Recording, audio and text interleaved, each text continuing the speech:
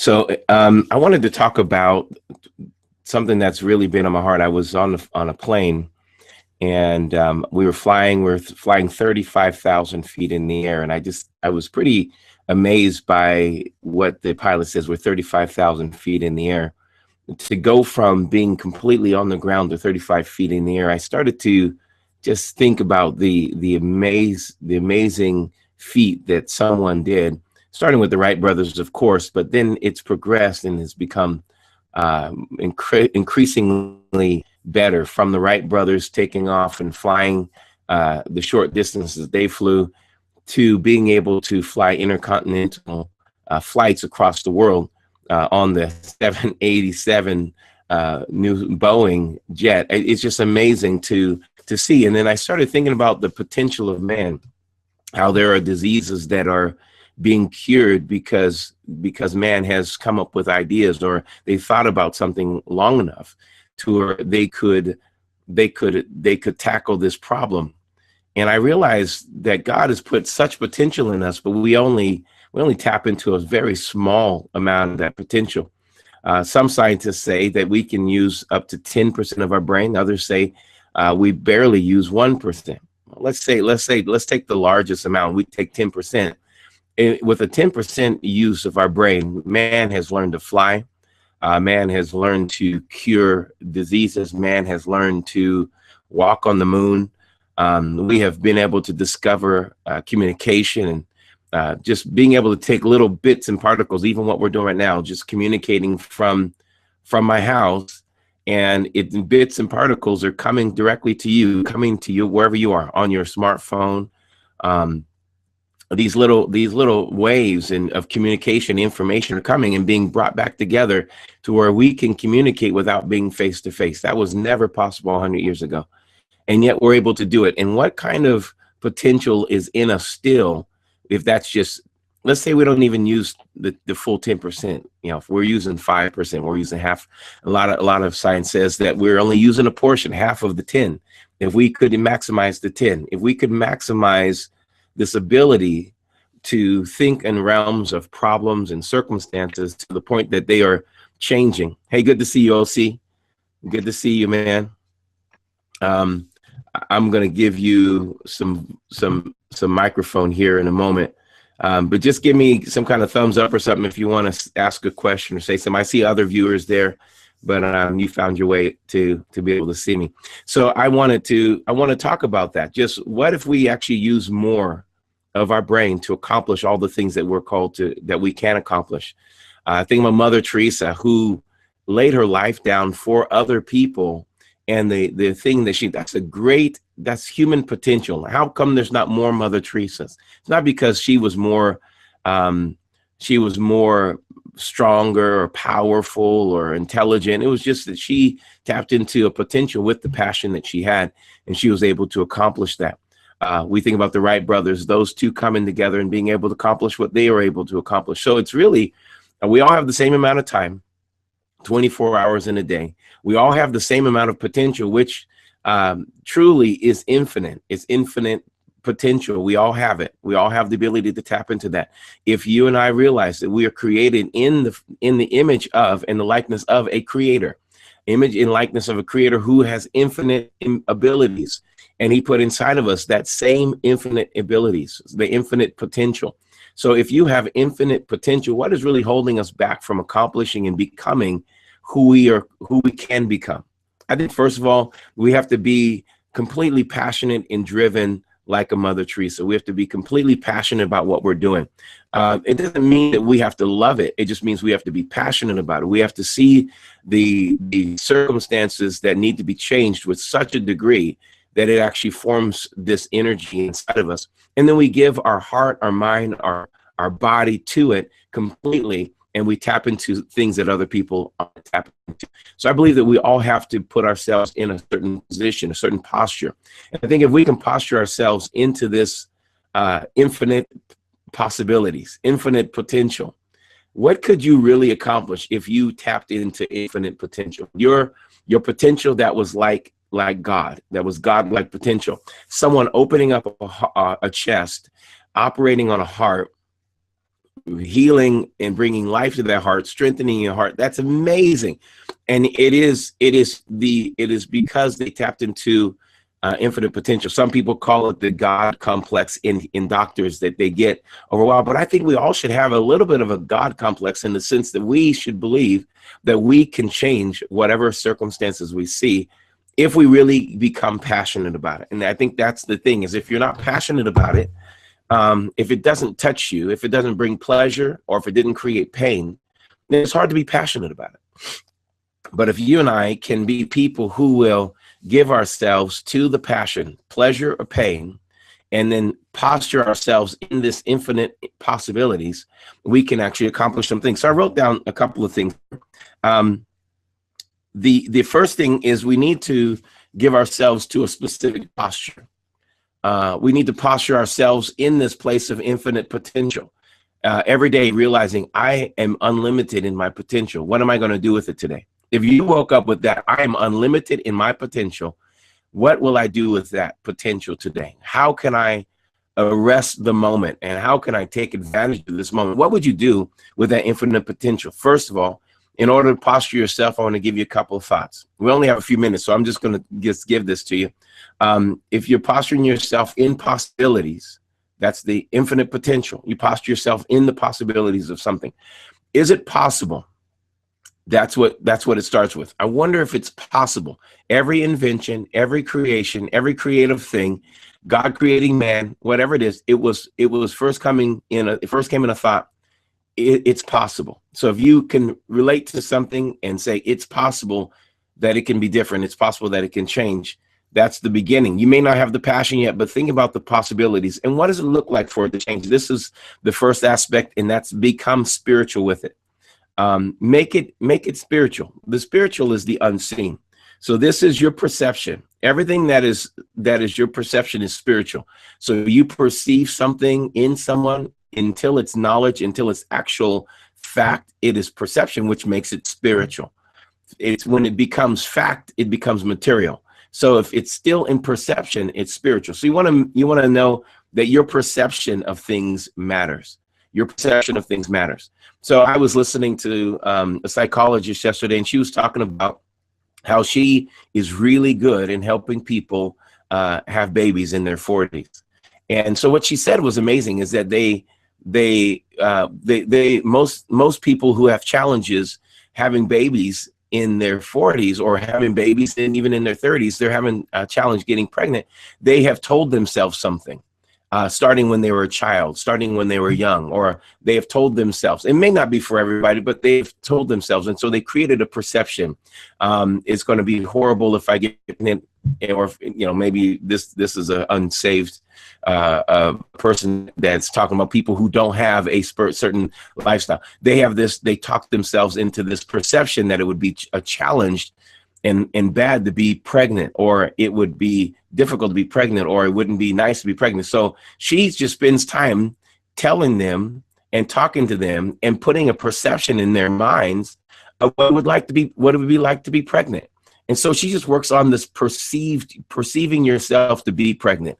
What do you look like? See yourself in the mirror every day. I mean, that perception, and then they get pregnant. I mean, she has a enormous amount of results in this perception. And I think in our lives, if we can perceive ourselves to be something or do something, then we'll do it. If we cannot perceive ourselves to do it, then we won't. And it all breaks down to perception. So if you can imagine the unseen, see the invisible, work on what is unseen, and see it as your perception.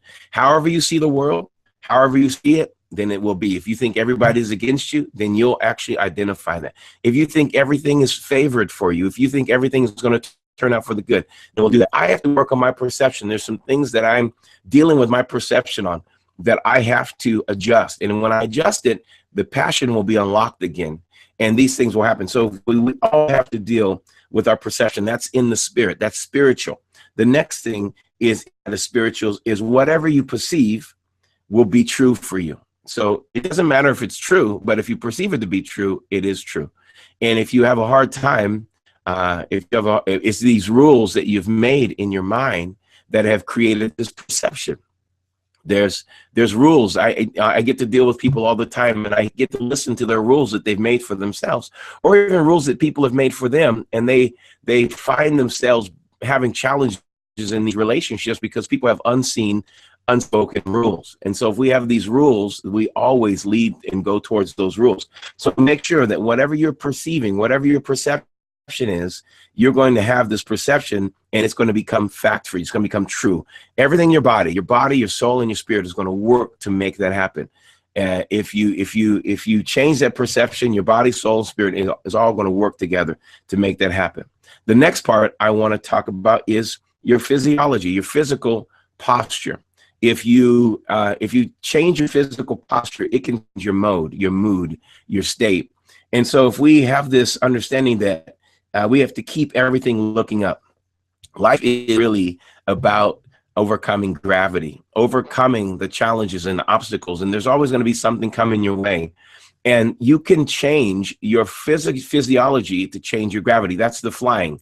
The force and lift is a literal, it's a force. It's forcing something to happen. It's not spiritual. It's force. So if you change your physiology, you can force yourself out of a bad habit. You change your physiology, you can force yourself into a good habit. You can force yourself into bad habits that way. That's how we've done it. So if you can change your physiology, the way you overcome gravity is actually spiritual. If you think about it, gravity is unseen, but it affects you physically. It has a physical effect on you. And you can change that by doing just the opposite, being physical, being energetic, move your body. It's amazing when you're tired, if you just get up and you do jumping jacks, how your body will change your mode. Your mood will change. Everything will change. If you just decide to get up, I'm going to do push-ups. I have people who get tired in the middle of the day, and my coaching to them is if you get tired in the middle of the day, you can take a nap. That's a change in your physiology. In Korea, they do one or two things. They take a nap, or they go to the sauna, or they go to the prayer house, or they go and do something in the middle of the day, around 2 o'clock, and they get an extra boost. They change their physiology, which changes their mood and their emotion and gives them a burst of energy to finish the day well. So we need to do that as well. We don't have that practice here in the United States. We don't have that practice in this country. But if we could practice that. Some people take a nap. They try to take a power nap, a 20-minute nap. You don't want to be found under your desk, OC, taking a power nap. Don't do it. But you want to make sure you can do jumping jacks. You can do all kinds of things to get your physiology together, and it will change your mood. And I notice people, I can tell immediately how people, what their mood is by how they posture themselves, their shoulder posture, their face posture. Everything starts to go down. You've heard me say this before. Everything starts to move down. When everything's moving down, that means you emotionally are down. But if your shoulders are up, your head is up, your eyes are up, your hands are up, you start to go up. You go up and you increase your posture, you increase your mood, you increase your state. And you can just do that. You may not feel it, but you can just do it. And there's times where I just have to force my shoulders back, and I just have to walk, and I walk at a little bit faster pace, because if I change my physiology, I actually end up changing my state, my spirituality, my emotion, and my mindset. So we want to make sure that you affect gravity by your physical force. Force yourself to do something. You have a hard time getting up in bed, getting up in the morning out of the bed. Force yourself to do it. Just throw your legs out and force yourself to do it. I asked myself a question every morning while I was really pushing against procrastination. What would I do today if I wasn't afraid? And I thought about that, and then I just forced myself to get up. And when you have these rules for yourself, you set these standards, these perceptions for yourself. You see yourself as the go-getter. You see yourself as whatever it is. You'll make rules for yourself, and you'll force yourself to do it. Habits is about forcing. You have to force it. Achieving is about forcing. You want to make sure that you are going to be someone who is forcing things to happen. So you have to do that with your physical. If you can force your physical, it will overcome the gravity or the unseen effects, unseen things that are taking place in your life. So if you can control the physical, it's really interesting, because as I study Judaism a little bit, you find out that there's 613 laws. Some people call them rules, some people call them principles. What it's really called teachings, and in better word is mitzvah, which would be principles of living, ways of living. So there's 613 things that are kind of laid out for the Jewish person to have a solid way of living. And then I found out as I researched, there's 613 what they call limbs in our body. That would be ligaments, that would be arms, that would be, but there's 613 limbs. And with every mitzvah, with every good deed, with every activity that you're supposed to do physically, it affects you. Everything you do spiritually, but everything you do spiritually also affects you physically. So don't separate these two worlds. These two worlds are very important to know, that if you have bitterness in your heart, it's funny that it's in your heart and it does affect your heart. People with bitterness, I know bitterness can't reside there. Bitterness has to probably be between your heart and your mind, because it's always associated to a memory. Of course, we have more neurons in our heart than we do in our brain, but there's a connection. And so you have to know that if you have bitterness, unforgiveness, that is also causing rotting in your bones and rotting in your joints. So getting rid of something spiritual actually affects you physically. But I believe that also doing something physically can help me purge out something emotional or something spiritual. So the more I work out, the better I feel, the less I feel like hating someone else, because I start to like myself. So do some things with yourself physically, because it will help you be stronger spiritually. So know that those laws are in place. Those are things that you cannot avoid, you can't get away from. The next is after spiritual and physical, you want to make sure that you're controlling your emotions. You want to make sure you're posturing your emotions. This is how you tap into the human potential. Now, these things are automatic in people. These things are automatic in people who get a passion. They will fight. They will fight through the physical. They'll imagine the spiritual. They'll perceive that they can accomplish it. They'll see themselves.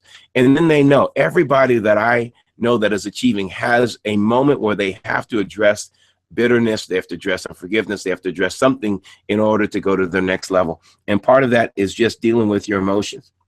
One of the things I wanted to teach my children at a young age is that emotions are very expensive. Emotions are not, they're not cheap. So don't let them just run wild. They're expensive. You have to budget them. And if you cannot budget your emotions, you cannot rule your life. And you need to be able to budget your emotions. You have to continue to ask yourself. And so we would say, okay, this right here, is this worth your tears? Your tears are so expensive. Is this really worth your tears? That right there. And so they would say no. And then we would learn to budget our tears. We learn to budget our emotions. Doesn't mean we can't use our emotions, but we're going to use them properly. We're going to know that they're under our control and they're our budgeting. So when I'm angry, that's me. I have to ask myself, am I budgeting this anger? Do I want to really spend this anger on this, or do I want to spend it on something when I have to force against gravity? How do I want to spend this fear or this doubt or these emotions that God has given me? Do I want to spend it on wondering why there's a noise outside my house when it's just the wind brushing a tree against my house? Or do I want to use this thing that's called fear and make it wisdom that says, you know what, we're going to move forward in something amazing. We're going to take a risk, but we're going to be calculated in it. So you have to budget your emotions. In budgeting your emotions, you want to protect your energy. Don't give energy to things that waste it. Don't give energy, because it literally depletes. It leaves you. So make sure that you budget your energy, you put your energy in things that you've already intentionally designed in your life. So if you don't make out a plan every morning, or every night, or every month on what you're going to do with that month or what you're going to do with that day, then you're going to end up spending energy on things that you didn't plan for. And then when you really need it to do, you need that energy to do what you want to do, you won't have it. And so make sure that you are protecting your energy. Don't waste it. It's probably the most valuable asset in your life is your energy. Of course, we get energized by things, and make sure you're putting energy in. If you love reading, read a lot. If you love working out, work out. Whatever you do, feed yourself, build your energy. Make sure that you're strong with your energy, because you have to protect it, because that's what you're going to use. If something's zapping your energy, can I just be bold and tell you, you may need to either address it. If it's a person, and say, hey, you know what, the way we talk right now, the way we're dealing with this is zapping my energy. And let's go ahead and find a way that we can continue to have relationship, but not zapped energy. That's a tough conversation, isn't it? Or you may actually just need to cut some things that zap your energy, because you don't want to have things that are pulling this energy that you need to accomplish the infinite and the infinite possibilities. So if you're going to tap into your infinite possibilities, you have to be someone who really gauges your energy. I'm a person, I know how much time I can spend with people.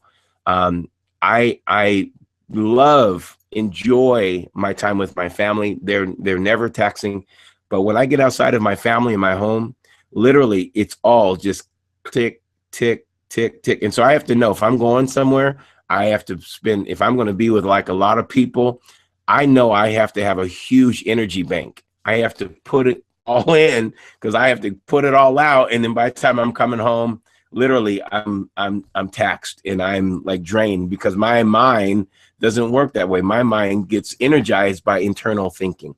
I get energized by contemplation and by when I read something and I think about it, or I'm on the plane and I look out the window and I see 35,000 feet. Man, I wonder. And then I go through on this whole track. I love that. When I am engaging with other people, I love that as well. But that's not where I get my energy. That's where I spend my energy. So I know I have to have a lot of time by myself, thinking through things, contemplating, asking questions. I have to do that. If I don't, I'm going to be burned out because I never instill energy in me. I'm always giving energy out. So protect your energy. Make sure that you budget it. Budget your emotions. If you have fear that's just draining, worry, draining you, then you have to ask yourself, why do I feel like that? Because that's not a good budget. That's just like a hole in your budget. So make sure you budget your energy. The next thing about emotions is this is big. Slay giants in the morning while your energy is high. Slay giants. People who are successful don't put off the big decision until the end of the day. There's a story in the Bible that talks about Abraham. He had to sacrifice his son, and he got up right in the earliest part of the morning and went to do it, because successful people slay their giants in the morning. They don't start with their easiest things and then go to the toughest things. They deal with their toughest things, and then they start to make sure that by the end of the day, they're working on the easier subjects and the easier needs or problems, whatever it may be. Make sure that you know your giants in the morning. If that's where if you work at night, then you have to know your giants at night. But when you get up and you're ready to go and you're rested and you're energized, that's when you have to slay your giants. Don't put things off. Don't procrastinate. Slay your giants in the morning. Go after it quickly. Run towards your giant and then take it down. And when you do that, you'll be someone who is achieving a lot more than you thought, and you'll have great success in your life, because successful people always do the most difficult things first. And it's interesting because I have kind of a natural inclination of doing that. I don't like going to bed with things that still are unresolved. I don't like having, I kind of noticed, my mom kind of noticed this pattern when I was a kid. I would always eat my vegetables first, because if it was Brussels sprouts, I would eat the Brussels sprouts, and then I would work towards all of the difficult, challenging things first, and then I would eat the meat or the thing last. And so, but I would never mix. I never mixed food. I always keep food separated because I wanted to know I'm eating this, and I still kind of eat that way. I realized that just now, but this is how we need to eat in life. Come on, OC. We need to eat in life. We need to take that difficult thing first, deal with it, and then go ahead and get that giant handled up front. That's going to be the best use of your energy, is to handle the challenge right away. And then it's good to get it off your shoulders. I just love when I have to have that talk with someone, that challenging talk. Let's get it done quickly. Let's get it done right away. I don't want to wait, because that's more energy the longer I have to wait. It's lingering. I just don't like that. I just want to get it done and have it handled. And then the last thing, we're wrapping up here. The last thing is you've got to practice. You got to practice. If you're going to be someone who taps into your human potential, you don't know your human potential until you're practicing. And you have to practice and practice and practice and practice and keep on practicing. Practicing is something that helps you understand really what the price is. There's a lot of us, we go into things and we're like, okay, we're going to go and do it. And we go and we do it, but we haven't practiced it in our perception. We haven't practiced it in our physiology and our emotions. We haven't practiced it. We haven't given ourselves enough attention to it to really know the price. And so we actually end up giving up in the middle of where we're just supposed to be giving out the energy that this moment needs. There's more of a price in success than we know. And I think that's why there's not as many people that are trying to achieve, because achievers know that there is a huge price that's in front of them, and they don't really know that price. And so we have to learn to be people who calculate the price and identify it. The only way you can do it is by pretend measurements. Measure it out. Practicing is measurements, measuring it out. When you're gonna try to run that marathon, you can't go out that day and try to run a marathon and think you're gonna win or even place or even cross the finish line. It's amazing how you have to practice. You have to do a little chunk, and you have to build yourself up for that. And so what I encourage you is in life, if it's in business, if it's in ministry, if it's in family, you have to practice. You have to put it in your mind. You don't have to actually have a family to practice family. You can meditate on what it's like, how you want your family to be. Get that perception working in you, and then you will actually be a perfect practicer. You'll see, oh man, this is going to be a lot bigger price than I ever expected. And so you start working that out. It's amazing how many people I work with that want something, but they don't know the price. And they end up getting mad at me, or they get mad at God, or they get mad at other people. And it shows that they didn't really count the price, because they start to blame everybody else for where they are, instead of really realizing, you know what, I didn't count the cost. I didn't really know what it was going to cost me to actually have success in this arena. And if you will do that, if you'll count the cost, you'll practice. And what I want to put with practice, you practice on your own. But then if you don't practice with other people, if you don't collaborate, then you really don't know the price, because they know a little bit of the price that you don't know. And the more you actually collaborate with others in your practice, you're talking to them about what it was like to practice, you get coaching with your practice, then that's really going to be important for you to know and understand how to achieve and to walk in what you want to walk in. Don't give up if you don't know the price. And if you aren't willing to pay the price, then go and do something you're willing to pay the price for. And that's what it really comes down to. Are you willing to pay the price for tapping into infinite potential? The potential that's like infinite. There's unlimited, untapped resources of potential of what you could accomplish in your 10% of your brain. The world has been accomplishing everything that we're doing in 10%. My goodness. You and I have so much more that we can do, so much more that we can use if we just perceive.